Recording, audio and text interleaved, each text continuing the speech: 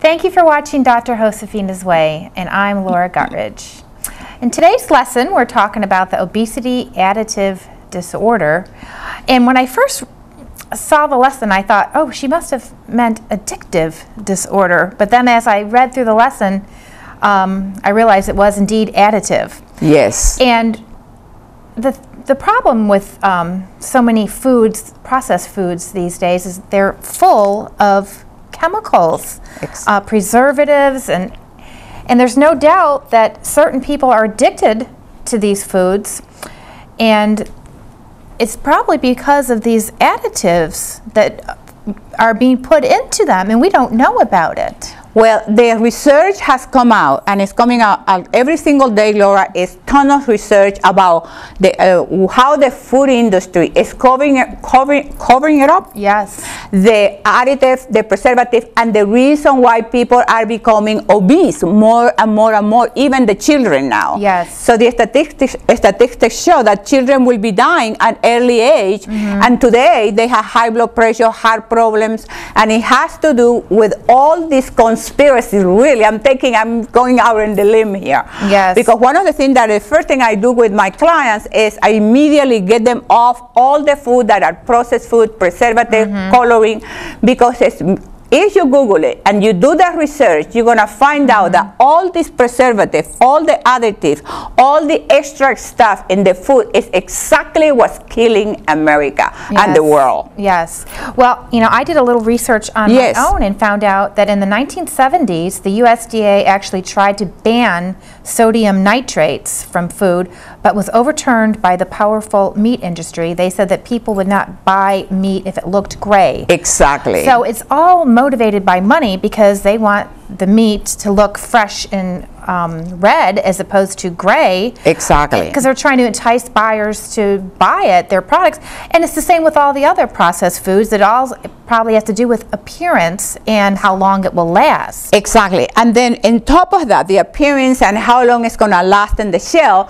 So they make purposely, they put additives in the food so the brain will get addicted to the product. So you don't stop eating one cookie or one chip or whatever it is, because they want you to keep eating it until the whole thing is over. What I tell my clients is very simple. I said to them, the food industry doesn't know anything about nutrition. They want your money and they don't care about your health. So you have to start taking responsibility, reading the label, and if it is more than one ingredient, you don't buy it. Exactly. and you know, the bottom line really is very simple, is to try to buy organic if you can, and whole foods. Make your own food, other than just popping open a can or ripping open a package. If you start eating organic whole foods, you're not gonna eat all those preservatives. Exactly. And when you read the studies about the kinds of diseases that you are in an increased risk of getting by eating all those preservatives, it's mind-boggling. I actually took some notes here, the exact numbers. Here it is. Evidence shows that sodium nitrate has caused a 67% increase in pancreatic cancer, a 74% higher risk of leukemia, and a 40% higher risk of diabetes. Exactly. And where do you find that there? Where do you buy that? At the deli. When you go at the deli and you start buying all this processed meat, you are killing yourself. And most people, I give people the benefit of the doubt. Most people think that they're doing the right thing, because they come to me and they say, no, but I'm doing the right thing. I'm eating this and I'm eating that. And when they give me the list, it's all carbohydrate or all processed food or all coloring. It's disgusting. So immediately I take them out of that, and then within 5 days they start feeling much better, because you start clearing your mind, all the toxins that this poison. See, what happened is the following. You have your liver. Your liver does many functions. When you constantly eating all this food with the processed food, preservative, additive, coloring, junk, the liver, instead of digesting the food, processing the fat, what happened, the poor liver has to do 500 jobs trying to filter and clean your body from all this toxin. It doesn't. You're giving your liver more work, extra work. Right. Because instead of just processing the fat that it's supposed to do, no, it has to also clean up all this junk. Can you imagine that? Exactly. And, so most of us, we don't think about the process that our body has to go through to digest food and to do whatever it does to process. Let me interrupt you. I know you have probably something good there. Too good. But remember when we did a show about epigenetic? Yes, I do. And then remember, one of the things that these chemicals, all this processed food will do for you, they will affect your genes at a cellular level. So you really start immediately, and this is what the research also shows, that once you start changing your lifestyle, you start getting away from that, you can reverse the process. Oh yes, definitely. I don't think it's never too late to stop. Just like with smoking, they say the day you stop smoking is the day you start healing.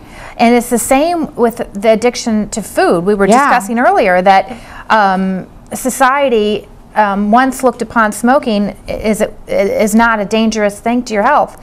And then, of course, we know different now. And this is starting to happen with food in our society. Yeah. Like you were saying, Laura, in the 50s, the 60s, the 70s, the 80s, what happened? They didn't want you to know that smoking was bad for you.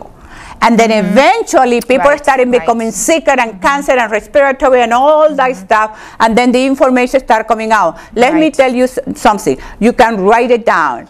The same thing is happening with the food industry. Our job is to make you aware, to alert you that what you are eating is not good for your beautiful, fabulous, fantastic temple of the Lord. Words of wisdom to live by.